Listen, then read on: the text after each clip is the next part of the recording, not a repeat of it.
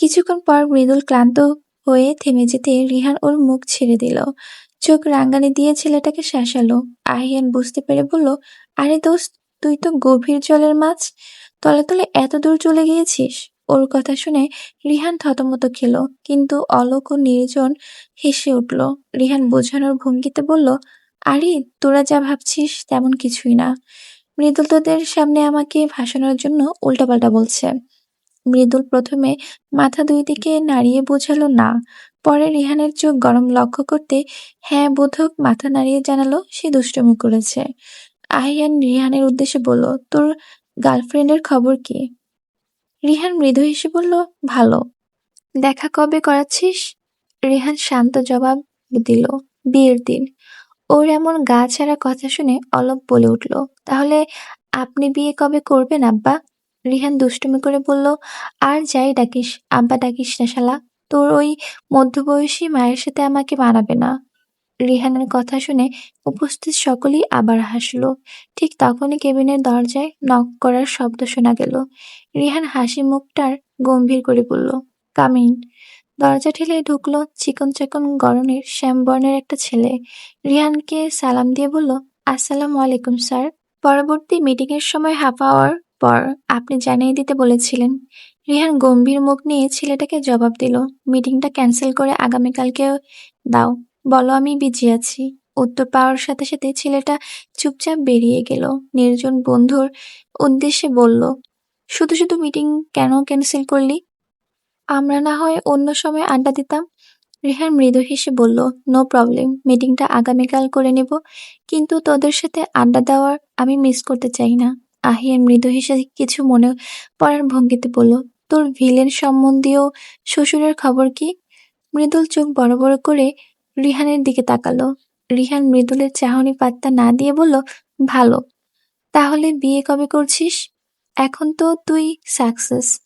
রিহান আবারও হাসলো, তারপর বলল, ভাবছি ঈদের পর আব্বু আম্মুকে জানিয়ে বিয়ের প্রস্তাব পাঠাবো।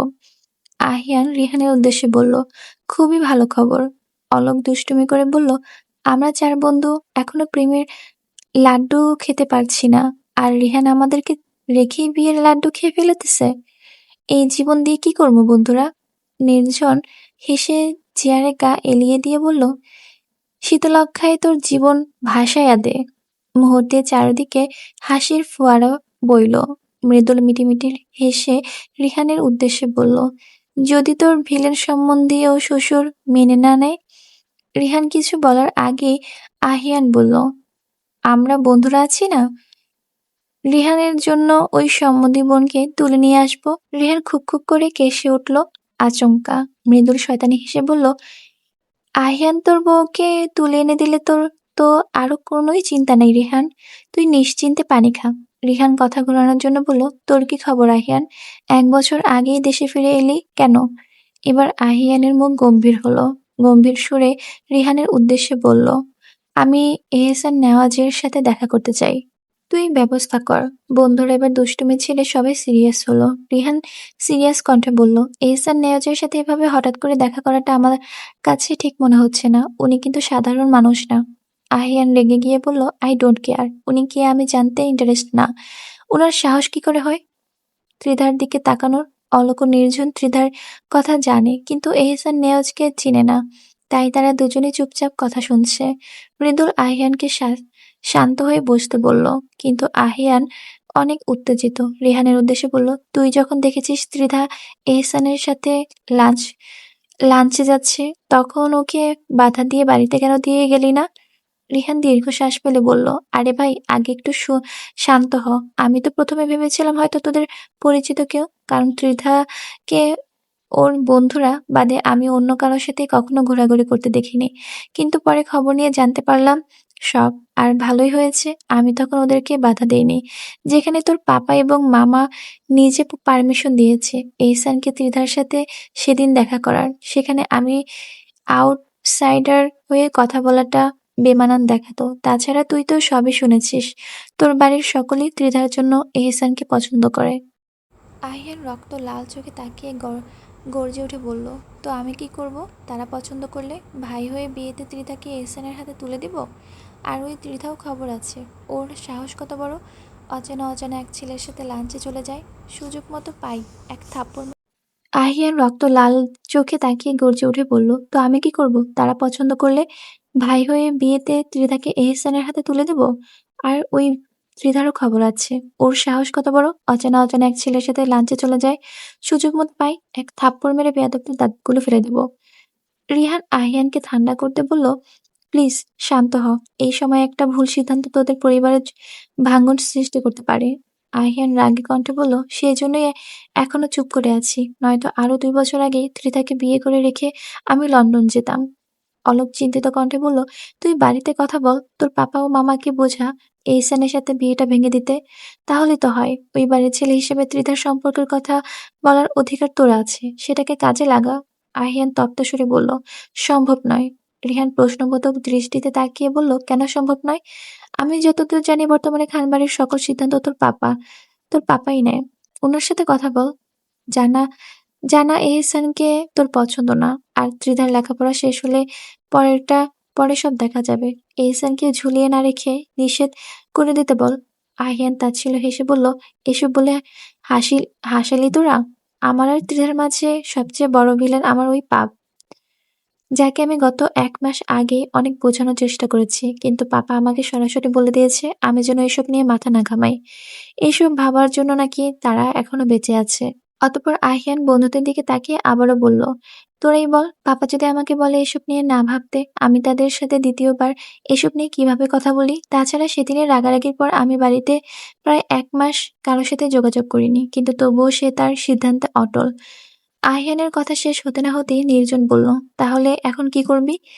আহিয়ান গম্ভীর মুখ নিয়ে বলল, জানি না। রিহান আহিয়ানের দিকে তাকিয়ে বলল, আরে ভাই রিল্যাক্স, এত প্যারা কেন নিচ্ছিস? ত্রিধার এমবিবিএস শেষ করতে এখনো 3 বছর বাকি। এই সময়টুকু তো তুই পাচ্ছিস, এর মাঝে নিজেকে প্রিপেয়ার কর। কিন্তু বাড়িতে ত্রিধার থেকে দূরে থাকিস। তোর পাপা আর মামা টের পেলে কিন্তু সময়ের আগে ত্রিধাকে এহসানের সাথে বিয়ে দিয়ে দিবে। মৃদুল ভাবুক ভঙ্গিতে বলল, তোরা যতটা টেনশন করছিস, আমার কিন্তু আবির আঙ্কেলকে ততটা ভিলেন মনে হচ্ছে না। ওনার সাথে তুই একান্ত কথা বল, আশা করি সমাধান উনি নিজেই তোকে দিবেন। আহিয়ান চিন্তিত ভঙ্গিতে কপালে স্লাইড করতে করতে বলল, আমার পাপা ছোটবেলা থেকে সবকিছুতে আমাদের সাথে ফ্রেন্ডলি ব্যবহার করে এসেছে, কিন্তু এই বিষয়টা অনেক সেন্সিটিভ। তানবীর মামাকে পাপা অনেক ভালোবাসে, আর মামার নিজের পছন্দ এহসানকে। এই সময় যদি আমি পাপাকে জানাই ত্রিধাকে বিয়ে করতে চাই, উনি আমাকে সরাসরি প্রশ্ন করবেন, তোমার কি সেই যোগ্যতা আছে আমার ভাইজিকে বিয়ে করার? এখনো তো ডাক্তারি পাশটাও করলে না, তখন আমি পাপার মুখে কি জবাব দিব? তাছাড়া এখনো আহিয়ার বিয়ে দেওয়া বাকি আছে। রিহান একটা দীর্ঘশ্বাস ফেলে বলল, আহিয়ার বিয়ের বিষয়টা এখানে ইম্পর্ট্যান্ট না। তোর সকল সমস্যা শুনে আমি তোকে একটাই সলিউশন সাজেস্ট করতে পারি। তুই যেভাবে যা চলছে চলতে দে, আর সকলের আড়ালে চেষ্টা কর ত্রিধাকে অভিমানে ভাঙাতে। ত্রিধা ঠিক থাকলে ওই এহসান কিছুই করতে পারবে না। তাছাড়া সামনের বছর তো তুই এমনিতেই ডক্টর হয়ে যাবি, তখন ফ্যামিলি না মানলেও ত্রিধাকে তুই ভালো রাখতে পারবি। আহিয়ান চেয়ারে হেলান দিয়ে চোখ বন্ধ করে নিল। অতঃপর খানিকটা শান্ত সুরে বলল, জানি না সামনে কি হবে, but I will try my best. সেদিনের পর কেটে গেছে 15 দিন। আজ 15 রমজান। রমজান মাস উপলক্ষে ত্রিধার ভার্সিটি বন্ধ, তাই বন্ধুদের সাথে দেখা সাক্ষাৎ হয় না। তবে টুকটাক মাঝে মধ্যে কথা হয়। ত্রিধা বাড়িতে সারাক্ষণ আহিয়ার সাথেই গল্প করতে থাকে। রমজান মাসের দিনগুলো তার ভালোই যাচ্ছে, তবে প্রতিদিন সন্ধ্যায় যান যায় যায় অবস্থা। ওর ওই অবস্থা দেখে আহিয়া ও আদিবা হাসতে হাসতে একটুও কৃপণতা করে না, কিন্তু আহিয়ান নির্বিকার। আহিয়ানের সাথে এখনো একবারও কথা হয়নি ত্রিধার। দুজনের ভাব দেখলে মনে হয় কেউ কাউকে চিনেই না। গত 2 দিন আগে সজীব, আশিক, নাজমুল, শোভা, জুই ও নীলের সাথে গ্রুপ ভিডিও কলে আড্ডা দেওয়ার হয়েছে ত্রিধার। ত্রিধার বন্ধুরা জানিয়েছে ঈদের আগে সবাই একবার দেখা করতে চায়। অনেকদিন তো হলো বন্ধুদের আড্ডা দেওয়া হয় না। তখন সকলে মিলে সিদ্ধান্ত নিল আগামীকালকে সবাই একসাথেই ইফতার পার্টি করবে। ত্রিধা তখন বন্ধুদের সাথে সম্মতি তো জানিয়েছে, কিন্তু এখন বুঝতে পারছে না বাড়ি থেকে কি বলে বের হবে। অনেক ভাবনা চিন্তা করে ইফতারের পর ত্রিধা পা বাড়ালো বাবা মায়ের রুমে। পাপা, আসবো? ত্রিধার কণ্ঠস্বর পেয়ে তানভীর বন্যা পিছনে ফিরে তাকালো। দেখলো ত্রিধা দাঁড়িয়ে আছে। তানভীর মৃদু হেসে মেয়েকে ভেতরে যেতে বলল। ত্রিধা গিয়ে পাপার পাশে বসলো। বন্যা অগোছালো কাপড়গুলো গুছাচ্ছিল। কাজ করতে করতে আর চোখে কয়েকবার মেয়ের দিকেই তাকালো। ত্রিধা এখনো চুপচাপ বসে আছে দেখে তানভীর মেয়ের উদ্দেশ্যে বলল, কিছু বলবি? ত্রিধা আমতা আমতা করে বলল, না মানে, হ্যাঁ পাপা। তানভীর হেসে বলল, কি হয়েছে? বন্যা মেয়ের উদ্দেশ্যে বললেন, যা বলার বলে ফেলো, এত আমতা আমতা কেন করছো? ত্রিধা ঢোক গিলে পাপার দিকে তাকিয়ে বলল, আসলে পাপা, আগামীকাল আমার সকল বন্ধুরা একসাথে দেখা করবে। আমিও তাদের সাথে দেখা করতে যেতে চাই। তানভীর গম্ভীর গম্ভীর কণ্ঠে বলল, কোথায় দেখা করবে তারা? ত্রিধা মিনমিনিয়ে বলল, এই তো সামনে একটা রেস্টুরেন্ট, ইফতার পার্টি করবে সবাই। তানভীর কিছুক্ষণ চুপ থেকে ভাবল, অতঃপর কিছু বলার আগেই লক্ষ্য করলো দরজার বাহিরে করিডোর দিয়ে আহিয়ান তার পাপার রুমে যাচ্ছে। তানভীর গলা উঁচু করে ডাকলেন, আহিয়ান। আহিয়ান এগিয়ে এসে বলল, মামা, আমায় ডেকেছ? তানভীর গম্ভীর ভঙ্গিতে বলল, হুম। তুমি কি আগামীকাল ফ্রি আছো? আহিয়ান বলল, জি মামা, কেন, কিছু হয়েছে? না, তেমন কিছু না। ত্রিধার আগামীকাল ওর বন্ধুদের সাথে দেখা করতে যেতে চায়। ড্রাইভার 2 দিনের জন্য ছুটিতে গেছে। তুমিও কি ওর বন্ধুদের কাছে পৌঁছে দিয়ে আসবে, আবার সময় মতো কষ্ট করে নিয়ে আসবে? ত্রিধা সঙ্গে সঙ্গে প্রতিবাদ করে বলল, না পাপা, আমি একাই যেতে পারবো। আর ড্রাইভার আঙ্কেলকে না থাকলেও সমস্যা নেই, আমি নিজেই ড্রাইভ করে চলে যাব। ওদের কথার মাঝখানে বন্যা বলে উঠল, রোজা থেকে বাড়িতে তুমি বিকেলবেলা অজ্ঞান হয়ে যাও, আর নিজেই ড্রাইভ করে তো গাড়ি মানুষের উপর তুলে দেবে। আহিয়ানের সামনে মায়ের এমন কথায় ত্রিধার সম্মানে লাগলো, তাই গাল ফুলিয়ে বসে রইল। তানভীর বন্যাকে ধমক দিয়ে বললেন, আমার মেয়েকে এভাবে বলবে না, তার ড্রাইভিং স্কিল যথেষ্ট ভালো। ত্রিধা এবার মৃদু হাসলো, কিন্তু তানভীর তখন আবার বলল, তবুও ত্রিধা কাল আহিয়ানের সাথেই যাবে। আহিয়ান মৃদু সুরে বলল, ঠিক আছে মা। ত্রিধার প্রচণ্ড বিরক্ত লাগছে। সে আহিয়ান ভাইকে একটা সুযোগও দিতে চায় না তার সাথে কথা বলার। যেখানে গত 2 থেকে 2.5 বছর হয়ে গেল এই লোকের সাথে কথা নেই, সেখানে কাল নাকি ওনার সাথে যাবে বন্ধুদের সাথে দেখা করতে। আর সবচেয়ে বড় কথা, ওর বন্ধুরা এসব নিয়ে অনেক ট্রোল করবে। ত্রিধার পাপার উদ্দেশ্যে বলল, প্লিজ পাপা, আমি যেতে পারবো একাই। তানভীর এবার মেয়েকে মৃদু ধমক দিয়ে বলল, আর কোনো কথা নয়, রাস্তাঘাটের পরিস্থিতি ভালো না, তুমি আগামীকাল আহিয়ানের সাথে যাচ্ছ। আর যদি তোমার এত অসম্মতি থাকে তাহলে যাওয়ার প্রয়োজন নেই। ত্রিধার কথা বাড়ালো না। এক নজর আহিয়ানের দিকে তাকিয়ে দুরন্ত পায়ে বেরিয়ে গেল রুম থেকে। নিজের রুমের কাছে গিয়ে থামতে আচমকা ধাক্কা লাগলো আহিয়ার সাথে।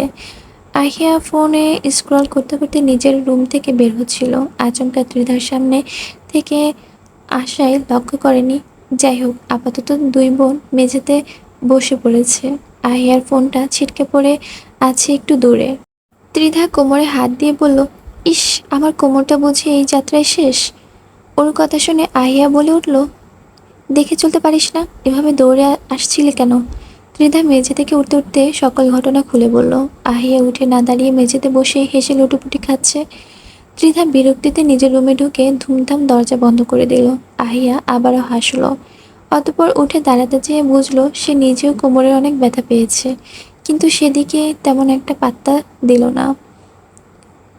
এগিয়ে গেল নিজের মোবাইলের দিকে। মোবাইলটা হাতে নিয়ে দেখলো এই ত্রিধা তার নতুন ফোনটা দফারফা করে দিয়েছে। ত্রিধাকে মৃদুস্বরে বকতে বকতে আহিয়া রুমে চলে গেল।